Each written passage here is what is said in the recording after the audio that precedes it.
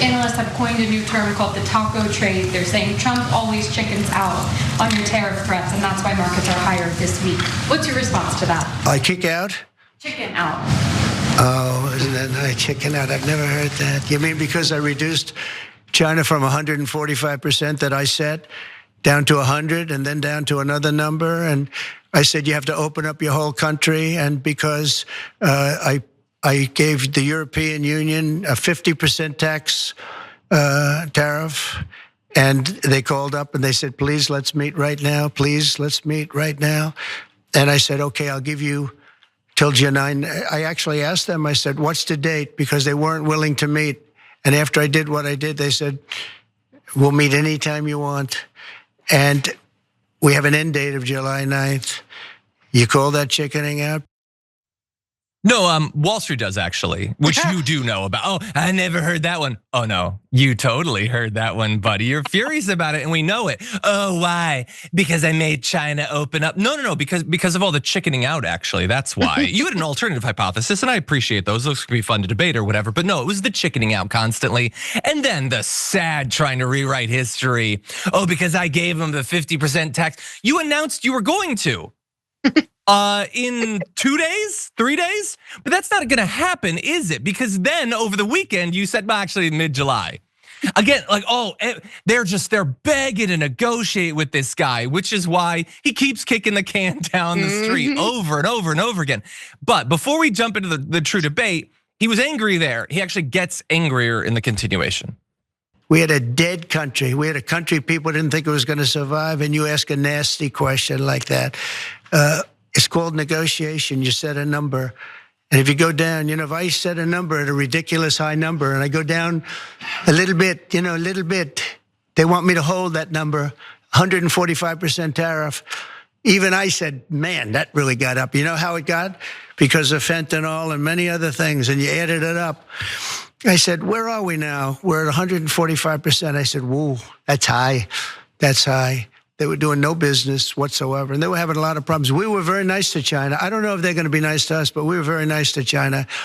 And in many ways, I think we really helped China tremendously because, they were having great difficulty because we were basically going cold turkey with China. We were doing no business because of the tariff, because it was so high. But I knew that. But don't ever say what you said. That's a nasty question. I get all that, like, oh, they were doing no business. No, we weren't either. That's how the tariffs worked. Business was shut down. We had a dead nation. Back when we traded with other countries, our businesses could sell products abroad. That was dead. Now we don't have trade and prices are higher. That's better somehow. And he's ranting and he's rambling and the brain damage is clear. My favorite part though, Tory, is the end thing where he's like, don't you ever say that. Oh, it's so honest and so sad. It's like I think you should leave sketch. What do you think? It is a Tim Robinson type of sketch. I do want to say this. The chicken. It's very important for me to bring this up, John. Back to the Future. There's Biff, if you don't know, was based on an 1980s Trump. Bob Gale, who wrote it, was based on this, right? And in that movie, for all you young people out there watching on YouTube who've never seen it, maybe Ashley, the producer, I hope you've seen it. Okay, good. She had seen it. Good. Thank God. The main issue was when you called Biff chicken. And it caused this enormous problem. It went back when they went to the 1890s, they called him yellow. I mean, it was this whole thing of don't call me chicken. It is such an easy get to Trump that way. It's like a bully in 1950s and you just get him. I mean, with that one question, he's hooked and he's going down that spiral and spiraling and spiraling. Now, the second thing I'll say, other than Biff in Back to the Future and how ridiculously true that we're having Biff as our president right now is that when you negotiate and you tell people that you're gonna go really high and then back out, you are chickening out. Not only are you forecasting your entire negotiation skill and your strategy, the rest of the world is on to you. We get Yeah. it. You're going to start super high and then you're going to chicken out and get really low. So at this point, I read Maureen Dowd and I read these people in the New York Times and they say the rest of the world has just caught on to this really crappy, I'm going to be honest, negotiation skill and strategy. It doesn't work once the other side is onto you. So the chicken is just a brilliant way. You know how to pick, you know how to poke. And as soon as you get there, he's going to unravel because he's 5 years old.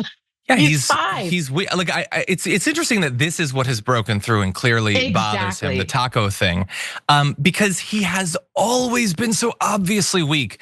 He has no more defining characteristic than weakness, all sorts of weakness, physical weakness. He's cowardly. He doesn't have emotional strength. He doesn't have moral strength. He doesn't stick by actual values. That's he right. can't take someone disagreeing with him or criticizing him. He can't admit when he's been wrong. He can't admit when he loses. These are all forms of weakness that have always been so true of him. And I love that this is broken through. I do have to fact check one thing just because they're getting on us in the chat. Marty is the one who freaks out about being called yellow. Biff also gets upset. Thank you for fact checking that with the yellow. But Biff also gets mad with chicken. I just want to say. But yeah, I agree with you. And he also has caused bankruptcy all the time. He just chickens out on a lot of things. So I just wanted to say that the chicken aspect, I hope people push it because it really hits a branding thing for him. It's a brand, the taco name, right? Lying Ted, Crooked Hillary, taco. He's scared it's going to stick, and I hope it does. I really do. Exactly, I love it. Well, you know what? Let's encourage people. If you have to use AI for anything, and you don't have to, this I guess would be my preferred thing for this week.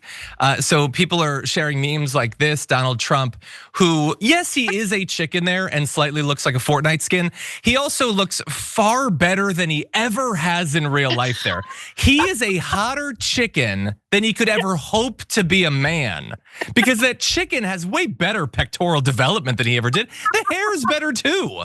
And by the way, like the little red dangly bits are appropriate length, not like his tie, which has to compensate for everything.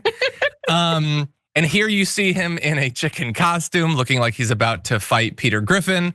But I don't know about this last one, him as a taco. Yeah, this is interesting. This is scary. Me. It scares me. This is stuff of nightmares. This is stuff of nightmares. Yeah. That scares me. I like the first one the best. That's my favorite. And someone just inspired me that the name of this podcast episode might have to be something like "Going El Pollo Loco." That's so good. I got a laugh from Edwin. Oh, really? I also like Trump stick. And I thought of also like going afoul, but again, I have to work on the puns. But yeah, I love this one. They're good. They're good. Yeah.